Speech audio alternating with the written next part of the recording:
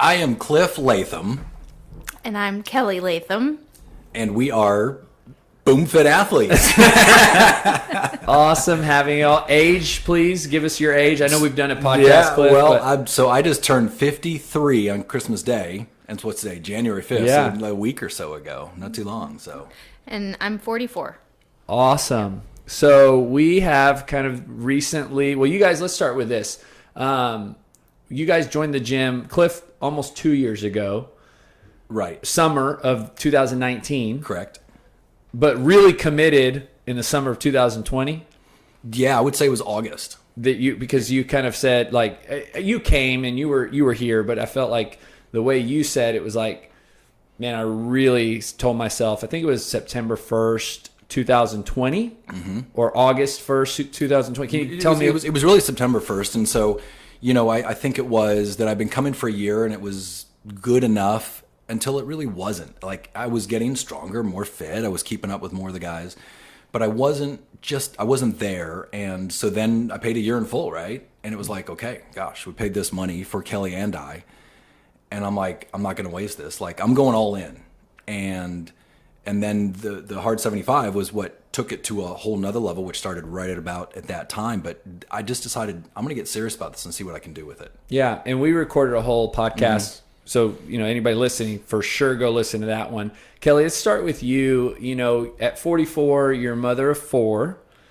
Yes, well, six Yeah, together. Six together, but Yep. I'm sure you've got a fitness journey that we can talk about a little bit. How where did it start for you? When did working out become something that you thought I wanted to do? I'm committed to this. Was it throughout your birth of your kids or after? No, well, even before. I think it's always been on my brain. I mean, I played tennis in high school and college, and I was on drill team in high school, and so there was that element. And then just throughout I did boot camps and I've run off and on since high school. My whole, just kind of, that's always been back here.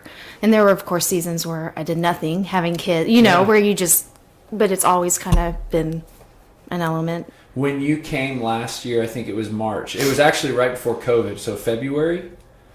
And you started with a 6-week challenge. Yes, that's Where right. were you at that time in your health and your fitness journey? So I had been, let me think. I had been intermittent fasting. That Okay. was my thing. Yeah. For the 2 years, like it had been about a year and a half What that I'd led been you doing into that. that? Just not working out and putting on a lot of weight, probably 30, 40 pounds. In that previous 2 years? Yeah, starting half. in about 2015 through 2018. Okay. Yeah. I think I did boot camp, but so I might work out some, but just eating poorly and drinking alcohol. And so I started intermittent fasting May of 2018. And that was great. Then it is great. And sometimes Yeah. I'll do that, but, that in working out, I started running. I registered for a race and I started running again. Yeah. And then I remember you guys were doing like the virtual 5 p.m. class. I think a couple of your boys were doing it. Yeah, during COVID. So Yeah. I did the 6-week challenge. That I put on weight, intermittent fasting, that kind of stopped, and then I did the 6-week challenge. Yeah. And then COVID, Cliff was a member here, and we started doing the virtual, and we you had the guys were boys pretty doing committed. PE. Yes, every day, because we had the boys doing it too during their PE. I think the first 2 weeks of COVID, we were working, sitting at desks at home at desks, and boy, I really wasn't used to sitting that much, and I just started getting down into the dumps. Yeah. And I said, we need to do this class, and so we go up to the top of this parking garage, put the computer in the back of a truck, and Robert was the coach, and it was awesome. How did your great. boys get into it? Because I remember they were pretty regular on that with y'all, right? Like I remember you mentioning even after that, like, hey, we might consider them coming to the gym. So how did that start? Because they had to do something for PE. Oh. And the whole thing of them just going out and ride your bike wasn't going to fly. Like, I knew they wouldn't really do it. And so we were able to all just kind of make that commitment together. And it was awesome. It was so good. It was And so good. you were kind of gearing back up in your workouts. Like, would you say you registered for a race? No, that had been before. That was more accidental, just because. Yeah, I mean, I guess so. There wasn't like a purpose in my mind. It just kind of started. He was doing the, and I don't remember. Like, there wasn't. I don't know. I think the boys were doing it. He was doing it. I was like, this is good. Yeah. I want to do this. Well, it was interesting. So we started with those workouts, and the boys were kind of halfway goofing around, not listening, didn't really know what the workouts were. We're kind of just doing it, and I was just not in the mindset of really dialing into my workouts at that point. I think I was frustrated, mad, COVID, all this stuff was going on. And one day Kelly said to me, she said, do you realize how negative you are during these workouts? Like, just little things I would say to her, like, this is dumb, I can't do this, whatever, negative things. And I stopped, I was like, wow, I am. And so I said, okay, from this day forward, I'm going to be positive about every movement we make, everything we do. And that changed my workouts went to another level. But what was more interesting is all of a sudden, like on that day, instead of letting the boys do kind of goof around, I started being like, come on guys, like, let's pay attention to the workout. Here's what you do, and helping them and coaching them. And they really started doing the workouts. They started getting more fit. Like, it started helping everyone. It was an amazing experience. And it was funny when your gym opened back up, we were almost disappointed. Yeah. Super excited. Yeah. Right? Because we wanted to come back. But there was a part of like, that was a really cool season in our life of doing that with them and watching them grow. Yeah. And then realizing that I'd gone through a thing of like, that I was negative about everything that was going on, and I changed my mind and it transformed. So it was cool. I think it's safe to say a lot of people were in a funk Yeah. at that time. Well, a great thing too is that they had football camp that summer, so it really prepped them for that. And I think John, our 15-year-old, realized that, and was there. He felt stronger going into football camp and then starting football. So you guys came back in the summer, I guess May 18th. I remember, and we have a photo album. We had a photographer that comes in like once a week, and there's pictures of Cliff specifically with your shirt off. Compared to now, I mean, it's crazy where you were in June. I'm even shocked. And really that was there still through August and September. Yeah. So tell me about, everything led to this, what we'll call this hard 75 that you guys took on, but I'm trying to kind of paint the picture of where you guys had been in the previous year or 6 months that ultimately led to committing to 75 days, very intense, and we'll dive deep into what that meant for you and why you did it specifically at the time you did. But in the summertime, where were you guys in your fitness, nutrition? Did you have, you still hadn't really committed in your mind fully, maybe because it wasn't August yet. You remember you made that decision when you gave me that check for the year in full for both of y'all. So where were you in that summertime in terms of your headspace for working out and eating right? I feel like it's where most people are when they say, yeah, I work out and eat pretty well. I mean, I watch what I eat and I work out. I think that's where most people are, where it's, yeah, you work out, you're a little stronger than you would be if you didn't. You're relatively fit, but there's a whole nother level to be discovered that you don't realize until you really dial it in. And it shocked me. Even me being a trainer and being a collegiate athlete, right? You forget. And so I was okay in the summer. I was okay, but I wasn't. You know what I mean? Kelly, how about you? I mean, that's a good point. I think I thought I was okay. Well, but I also felt the blah of COVID and coming off of that. We went on a trip. Colorado. And I was kind of eating whatever, drinking, wine at night, and intermittent fasting when I to keep it all just like at bay, but then just, so yeah, not working out a ton. So I did feel like, I remember Diana, who works with us, turning and saying, why don't you just make a goal? Or she made a goal. And I was like, you know what, I'm going to do that. I'm going to run a marathon. And that was the start, I guess. Why a marathon? Like, a lot of people set goals. You just go right out for a marathon. Well, okay, so she was going to run the BCS full. Okay. I've run a marathon once. I've done other, like a half.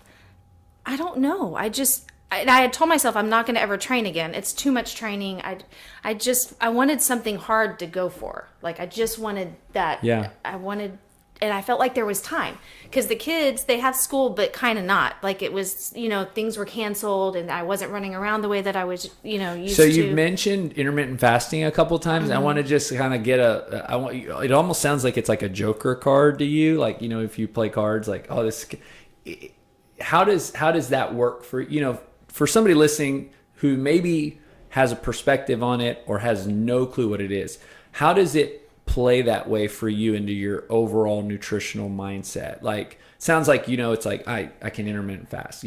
How did you come to that realization that that's a strategy for you? Because I lost weight and I Because it feel worked great. for you. And I do feel great. When I when I have a non-eating period, a fasting So window, you do like a 6 hours or 8 hours of food, the other 20 or 16? Yeah. What's your, it can you varies. tell us For a long period of time, it was 16 to 18 hours. I think 18 hours. I would start eating at 11 a.m. and I'd stop by 5. And so I did that for, a year and a half. And so now what kind of frequency? Well, I don't, like over Christmas, I did like 2 days and it was like I may have fasted 13 hours, 14 hours. I thought, well, that's something. But if I'm really trying, then maybe 16. Got it. And when you do it, what is the thought that goes in your mind? Because it doesn't sound like it's on any specific like schedule. Like, I'm going to fast on the first of the month. It used to be that. Okay. The thought is to keep, like, it's something. It's like a discipline. Yeah, it's to keep, because whatever, maybe warped view I have about weight at times that we all default to, that's keeping the weight at bay. Like, I'm not going to put on weight for sure. Now, there is the argument, and there is legitimacy to losing muscle if you do it for an extended period of time. But also mental clarity, because what did I say? I fasted the other day. I was like, it's just amazing, the mental clarity. When I get hungry, then I'll eat. But when just going those period of hours, it does help your brain. Like, and I'm on. Yeah. Well, Cliff, what are your thoughts on intermittent fasting? So I've done it. I don't like it. As a trainer, as a coach, I don't recommend it. I think what it's great for is for someone who, and Kelly has discipline. You want to see someone who has discipline. So I'm not saying that. For someone who maybe doesn't have the discipline to get on a proper eating schedule to really transform their body, it's a really easy way to say, don't put anything in your mouth outside of these hours. And so I think it works for that. But it doesn't take you all the way to the level that we got. No. Because we didn't do this. So, and we'll talk about that. We didn't do that. So I like it if there's someone that's just struggling. They're like, I just crave this. I want this. I'm like, all right, let's put you on intermittent fasting. So I use it as a tool, but it's not the best way to do it. No, it's great. And again, I poke at it if I poke or ask questions about it, because again, we're setting the stage for this experience, right? And I don't know if there was intermittent fasting involved. It sounds like there wasn't. But I think a lot of people, right, not just women, men and women, live in what you guys are describing was kind of the summer, or like you said, like just feeling the way you feel, and then what you guys are in now, right? Which you just finished your 75 days on Christmas. And so going into the 75 days, what was the official start date? I don't remember. It was the beginning of October. If it ended Christmas Day, I guess, okay. So I guess you committed in your head to, you gave me the check, we're paid in full for a year, we're going to start coming to the gym more. What happened after that? So I don't know. I don't think I changed my eating during September. But I committed to coming 5 days a week. We would skip Saturday because you go run on Saturday morning and I just didn't work out. I needed 2 days off. So I was coming 5 days a week, but then I had heard of a Hard 75. It's just an accountability program put up by Andy Frisella, who owns a supplement company, and he has so what it is, it's an app, and you are required, if you want to be held accountable to it, to 2 45-minute workouts a day. One has to be outside, so CrossFit, I consider it outside when the garage doors are open. That's the big debate. Yeah, we debated about that. 2 days ago, because I was reading the 30-day challenge, and it talks about the outside, and garage does not count. Well, I'm going to. There's the answer. Because Kelly and I were debating. I'm like, no, that's my one outside. But otherwise, she would go for a run. Interesting. She didn't go for a run, then we would always go for at least a walk in the evening or something. But anyway, so 2 45-minute workouts, and it says follow a diet plan. So you get to choose whatever you do. And Kelly chose what she ate, and she was kind of looking, do I do Mediterranean? Do I do, just pick something? And for me, it was, I'm just going to eat whole real foods from the earth. I'm just going to keep it at that. And then I'm going to keep it in this calorie range. And that's so I used MyFitnessPal and dialed it in exactly. But I know what to do with that. So I stuck with that. Drink a gallon of water a day, read 10 pages of a book a day. You can choose what you want. No cheat days and no alcohol. I'm like, and so I had heard about this a year ago. Kelly and I were driving back from her mom's house, and I don't know, the podcast came up, and Kelly says, I want to listen to this. And then she turned to me, she goes, let's do this. And I'm like, okay, I'll do it with you. I'd seen it, but I just had never done it.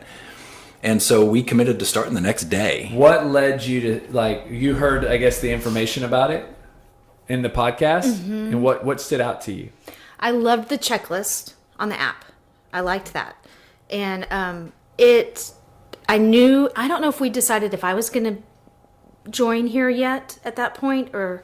I think we already had. You were already in. Yeah. Okay. He signed you up. Okay. So I knew that was happening, and I knew that I was training for the marathon, and I liked that I didn't have to stick to intermittent fasting or keto, that I could just pick, because I wanted to just eat healthy. Do you know what I mean? I wanted the freedom to, and so I didn't want it to be, I don't know, restrictions to a certain degree. Like the no sugar is a restriction and no alcohol. I like that, but I didn't want any other restrictions. I just wanted whole, real foods. And I kind of said Mediterranean because I was like, I want, the healthy fats, and I wanted to, but I also want the healthy carb, like the complex carbohydrates. What was the hard, like when you heard the initial checklist, what sounded like the hardest thing that you were going to have to commit to, if any of them? Yeah.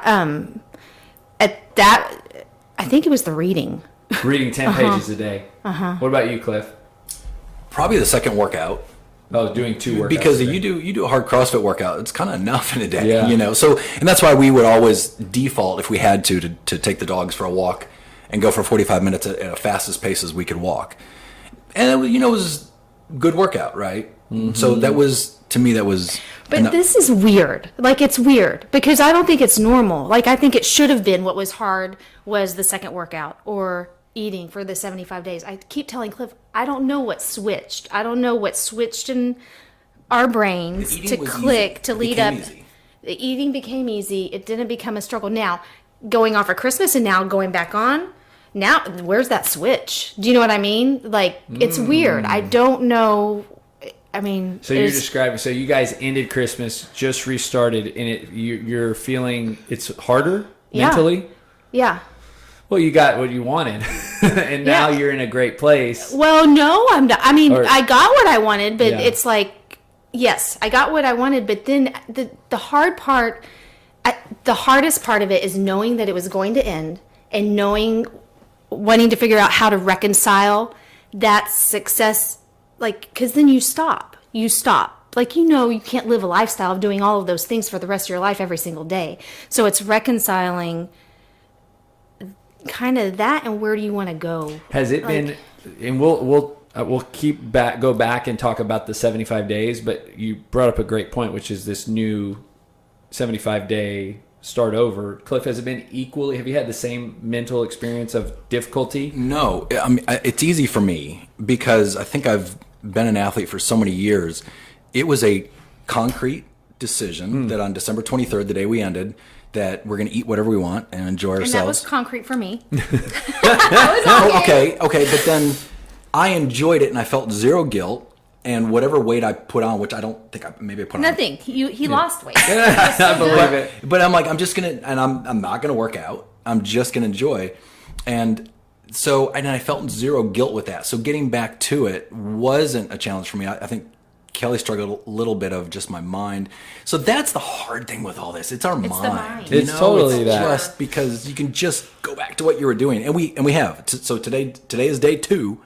And we're fine. We're okay, so let's go back to the 75 days. Give me let's break it into, I guess there's 5 15-day increments. So the first 15 days, the second 15 days, the third 15 days. I remember seeing you guys here in the gym, and at some point, y'all were barely into this thing, and 30 days, and it was Oh my gosh. Yeah, obvious. how 40. Oh, that you could tell. Visibly, yeah. So give me a little bit of like what what were the hardest days? Were the first 3 days hard? First 2 weeks hard? First 30? It was the last 3 days. Oh Yeah. wow, That was the hardest. We're getting why? close. Because it's Because it was Christmas, or- close. I was done. Like, I was done. I wanted to stop because everyone was stopping. Everyone was slowing down. And routines were kind of, consistency was going away. The kids were out of school. It was Christmas. And I just wanted to stop. Was Like, I there just any tired. like one or all the things you wanted to stop? Like All the things. It was just like I'm done with the Everything. having to do all this stuff and stick to it. So you're saying the first 70 days or 72 days were a breeze? I don't know if it was a breeze. I mean, no, there were times you're tired. I guess it's a breeze in the sense of there wasn't temptation. Like, you're tired. Do you know what I mean? And you're going all the time. And there were a few days I was like, oh my gosh, I almost forgot, to do the second workout. Like, if we had to go take a walk, I was like, for real? I'm going to get 9 up o'clock at at 9 night, o'clock yeah. and go outside. But it wasn't a war the way the last 3 days. It's It was it's funny. a different kind of war that you're fighting. So our last day was December 22nd. So we said December 22nd at midnight, right? And so it was like 10 o'clock at night. And we had bought some alcohol for Christmas, some Yeah. wine and some stuff.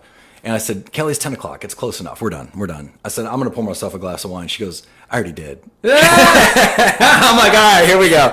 So we might have cut the 75-day hard short by That's awesome. 2 hours or so. But, And so in that, in that 75-day experience, it sounds to me like you guys were very, like, it was just black and white. Like, you do this, you don't do that. And it was accepted and it was understood in your own head, but amongst you guys doing it together, which is another really cool thing is, how would this have been different had you not both been doing it? Very. Oh, yeah. Very. So Kelly said to me probably the second week, she said, hey, you wouldn't stop at the liquor store and buy something without telling me, would you? And I said, oh, that would be betraying you. Like, there's no way I could do that. Now, if I was doing it just myself. It's like infidelity. Exactly. That's what I said. I'd probably do that before I did this. And but if I was by myself doing it, would I have stayed on it? I don't know. It was a big help to have both of us holding each other accountable. It Big was huge. It was Because massive. if someone else, like for me, if you're this close to somebody and they're doing so many different things, and there's probably times that they would be like, seriously, you're going to go do that again? Do you know what I mean? Mm-hmm. That would be hard. When did I think that's 1,000%, right? Doing it together had to be really cool for y'all's marriage, right? Like your relationship, Well, yesterday, because when we talked about starting it again, that was the thing that I looked forward to the most are the second workouts on the nights. There's 3 or 4 times that we'll go for a walk at night, and we listen to a podcast with one AirPod in that's each awesome, ear together. So for we can still 45 talk minutes, and we just walk and discuss. it's so like It is. and I didn't realize how much I liked it until it was over. And I was like, I don't think we're ever going to go for a walk again. I said, Like, no, we need to do this. that's the only reason I want to do it again, because it was so. Those let's were talk sweet about times. that second workout. What did that look like? It sounds like you had a kind of a system. So what were the 2 workouts a day? It just depended on the day because of the training for the marathon. So sometimes it was CrossFit and running. Sometimes if it was really hard, I might have just done yoga and running, or CrossFit and yoga. But then there was a system, but I don't remember the days. But then when we didn't have that second workout, like if I ran hard on a Tuesday because there were intervals, then or we did CrossFit hard, then we would go for a walk that night. So for my second, it was either I would get on my bike indoors in front of the computer or the Zwift program, so my triathlon bike, and I would ride. I ran a little bit, but I would say more often than not, it was a walk. And it was kind of like, I should be doing more. I should be doing more than that. But there were days that I thought I shouldn't do more. Like I banged myself enough in 6 days in a row of CrossFit. Like it's probably enough for my body. So it was kind of making that decision. I don't know if I'd had a coach tell me that you need to do this, I would have done it. But obviously it worked. It worked like crazy. So like on a Sunday, what were those 2 workouts? For me, it would have been an easy run and then maybe a walk that night, or a yoga and a walk that night. And then for me, it'd be a bike ride and then a walk that night. Gotcha. Yeah. Are they going to look any different now with this new 75 days that y'all just started? It's actually, and we're doing, so the phase 2 is 30 days on the app. I don't think they'll look too different. No. I mean, I have the full that I have to run, and then the running will virtual. Change. Mm-hmm. So the nutrition piece was a gallon of water. Drink a gallon of water. Was that hard? Pretty easy. Easy. I mean, yeah. Which I think is great. Just when you remember, like, there's the forgetfulness. It's not it's this interesting thing. Like on weekends, it's harder for me to drink water than weekdays. Like weekdays, I just bring this everywhere I go. Yeah. But weekends, I don't even drink out of this type of container. Mm-hmm. So did y'all experience little things like that, like with water or anything that's just like weekends became challenging or not? Let me think. Saturdays were so much the same because we came to CrossFit. So that was pretty... No, I would agree. Sundays were probably a little more, I guess, challenging. It was just like, because you're not in your rhythm. You just got to be more intentional. Yeah. You just got to be intentional to get up in the morning and say, this is what I'm going to do. And a lot of times on Sundays, we get 2 workouts just done and out of the way, and we're done for the day. Yeah. Mm-hmm. So, okay, nutritionally, you could pick any plan. But it had to be a plan. Mm-hmm. So what was your plan, Kelly?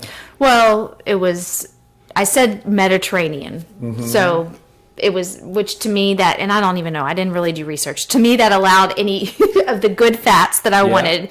And then complex carbs. Any meat? Yeah. Okay. Yeah. It was, my plan essentially was no simple carbs and, but yes, because I wanted something that allowed the meat, and I wanted fruits and vegetables. I didn't want to, because if you do keto, then there's the whole, and I'm not going to do all that. And it said no sugar. Yeah, no sugar. So did you define that as like sweets, basically? So yeah, you or ate, white bread. Like, yeah, I didn't eat. But you could eat like wheat bread, whole grain. If it was whole grain, I was pretty particular. Okay. So you ate healthy. Yeah. Yeah. It was just clean. And then what about you, Cliff? What was your nutrition plan? I wanted to keep it really broad because I've been on all kinds of different eating plans before, and I really just went back to the Body for Life kind of plan. Yep. But I said I just want whole real foods from the earth. I'm not going to be a real stickler, but in MyFitnessPal, it was I'm going to stick in 25% fat, 40% carbs, 35% protein, or 35 carbs, 40% protein. So that's what I stuck with. But whatever it was going to just be whole real foods from the earth. I think the big difference to me was cutting the alcohol, and then obviously no fast food, no going out to eat. And we went out to eat 2 or 3 times during the 75 hard, and we chose good, healthy meals wherever we went. We went to Christopher's once and Republic another time. I remember it was like we just got the best options we could. Didn't worry too much about it. But, it wasn't that strict. I mean, if it fit into the calories and then the macro percentages that you had set for yourself. That I had set. And so for lunch, it'd be a tuna fish sandwich with low-fat mayonnaise. It fit. It worked in there. So it wasn't like diet food. Did you track every day? Mm-hmm. Yes. Both of y'all. Yes. Was that part of it or no? No, that we decided. That we did. That y'all added that. And what were you going for in a macro breakdown, if you even were? Well, at the end I was, but I always forget. I always have to look at my thing. It was like, I don't remember. I just would look at the little chart. It was, what was it? You told me 30. It was about the same. Yeah. So 25% fat, 40% carbs. Protein. And I probably wasn't super strict about making Did the tracking do anything? Huge. Yes. How so? It made me more aware, and I actually the weight started going down even faster. It was weird. It was weird. Tracking is everything, and it's a pain in the butt. But when you do it, you can't not do it. And when you look in the mirror and you see those results, and I would cuss every time I did it. It was I know. so. But like, if you don't start with tracking, you just don't know. And then we think, well, this doesn't work. I don't know. There must be something else. I'm going to look for another diet, and we question. But the reality is like, if you just stay in a calorie range and a proper macro range, right? I mean, there could be different ways people do it. It works. And then, so you talk about the 15-day things. The first 15 days, I literally, probably at the end of that 15 days, looked in the mirror. I'm like, oh my gosh.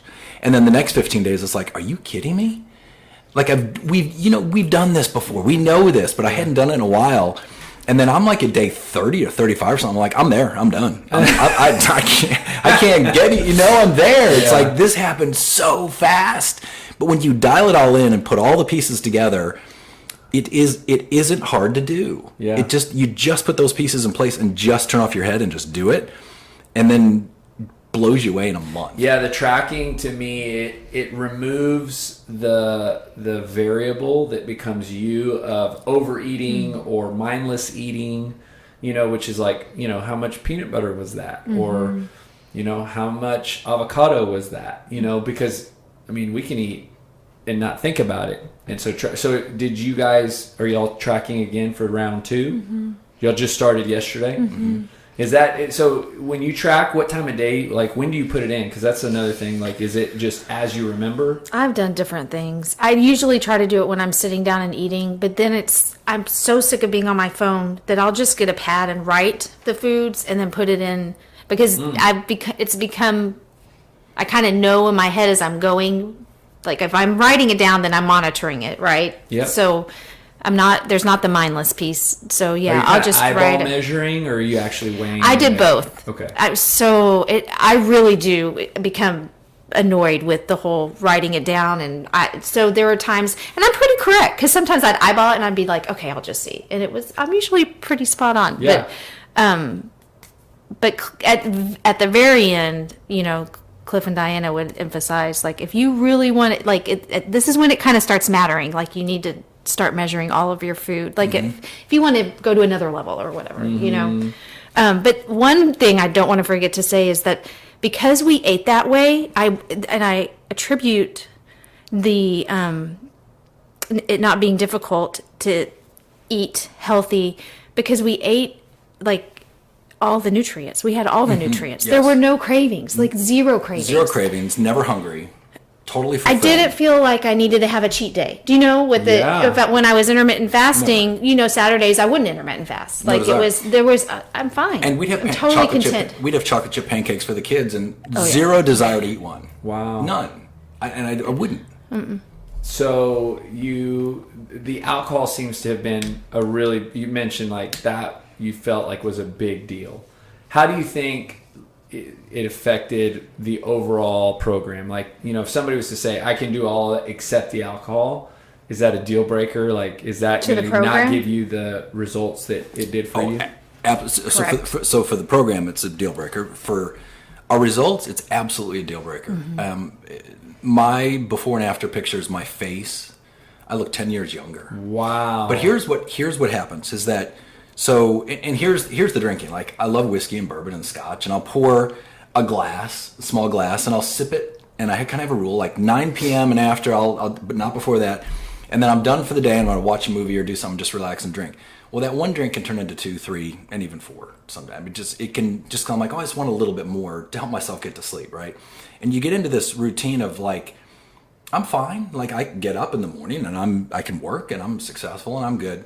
But you don't realize until you quit, and it takes a week or 2 or 3, and it keeps getting more and more and more, where you've been living in this brain fog. But you didn't realize it because you thought that was normal until you aren't in it, and you look in the mirror and think how much younger you look, how much more confident you are, for sure, in the way you look.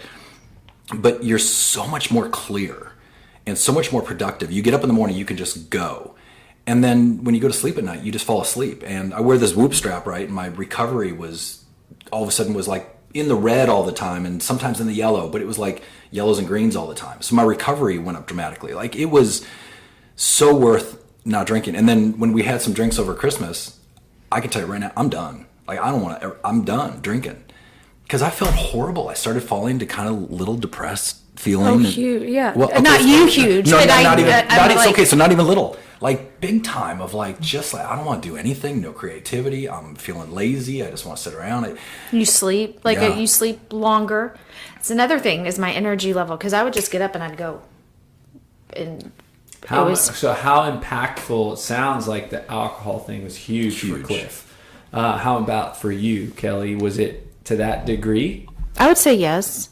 It impacts me emotionally, and so that's going to kind of taint my thought process about how I feel about myself, and yeah, I mean, it did.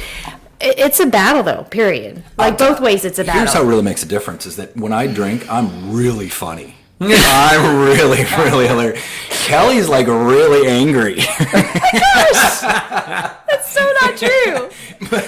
But no, I mean, it's funny how it changes your outlook and your personality and how we talk. And it's like during the 75, talk about good for your marriage. Wow. I mean, we had some just great deep talks that that we really hadn't done. There was a big difference in that, I would say. The alcohol. Well, and it sounds to me like, here we are as people who embark on this 75-day challenge, wanting really more of a aesthetic benefit. Like we want the external, we want the abs, we want to dress the pant sizes, whatever it is, the face, And it sounds to me like this, like that piece, the way you guys just described that, like you got so much more out of that than any of, the other stuff came too, but it's like, wow, for you to have that mental clarity and confidence is huge. For sure. And for you to be able to narrow it down to that specific one, y'all did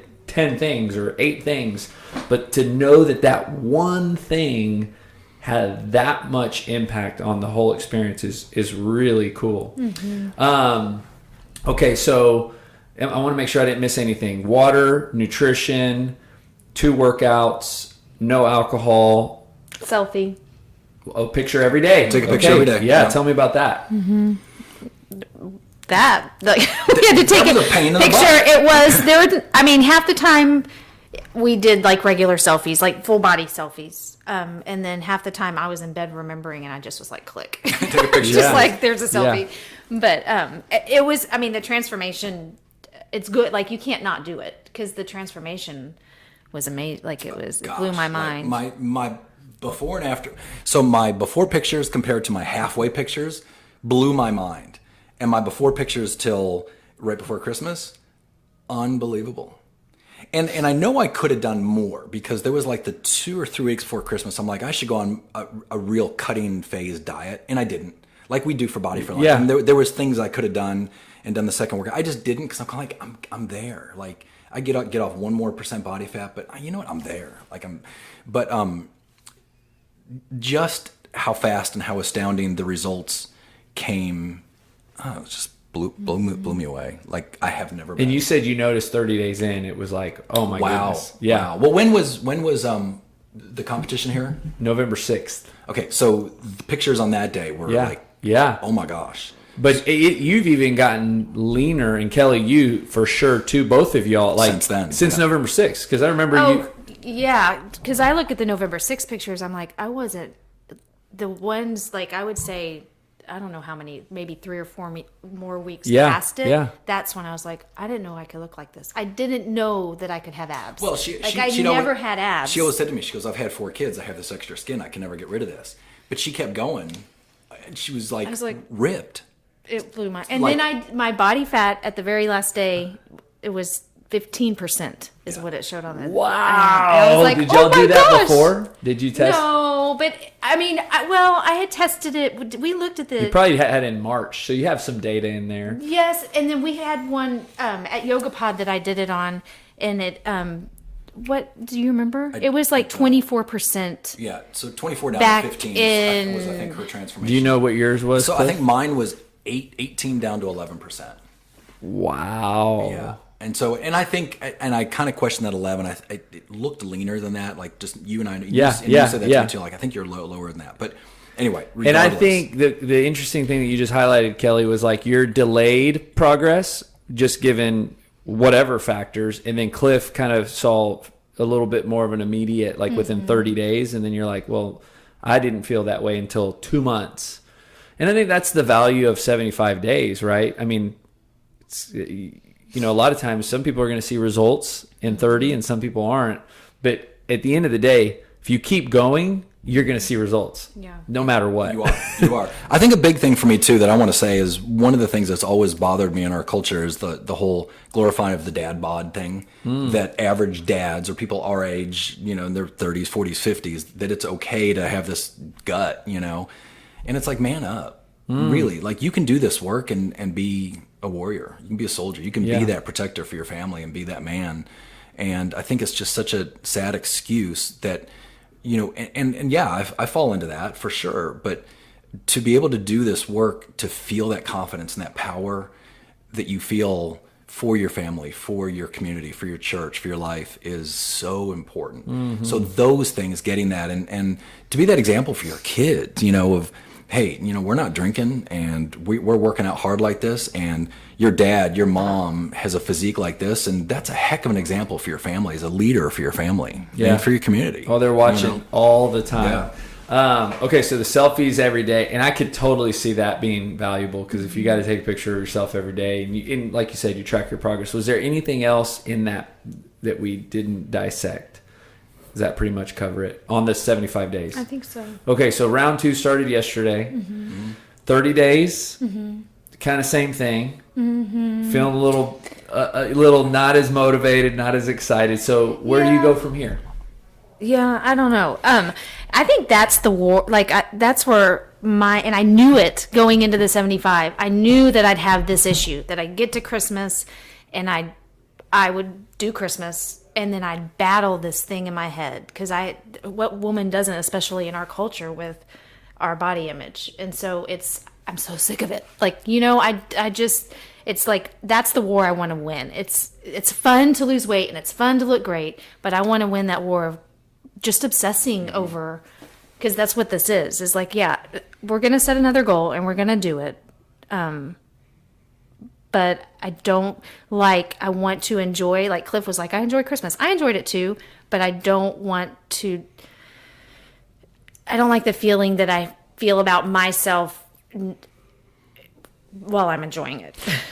She would say things over Christmas that I knew she felt guilt and felt down about eating like that. And I was different. I was like, just enjoy it. We'll get back to this. And then she would say, are we going to get back to it? And but this is another factor, is that you're drinking, or we're going to have wine. We're going to, and I'm not exercising. And I know for a fact, when I'm not working out and when I'm not running, my head is not okay. That's where like running is a lot of times, when I might pray or I have epiphanies. And so when that's not there and we're just lying around, it's gross. Well, and that's where the battle is in our heads, Mm-hmm. And one of the things that you said, and I think men, not just to make this out to be like a male-female thing, but I think where men struggle in the same way you described is in finances, mm-hmm. and financial success or accolades. And so, where you're struggling right now is like it's like a guy it's never enough, right? I want to make $100,000. Well, then you do. And then you want to make $500,000, and then you do. And then you want to make $1 million, and then you do. And, not everybody, but obviously that it can never be enough.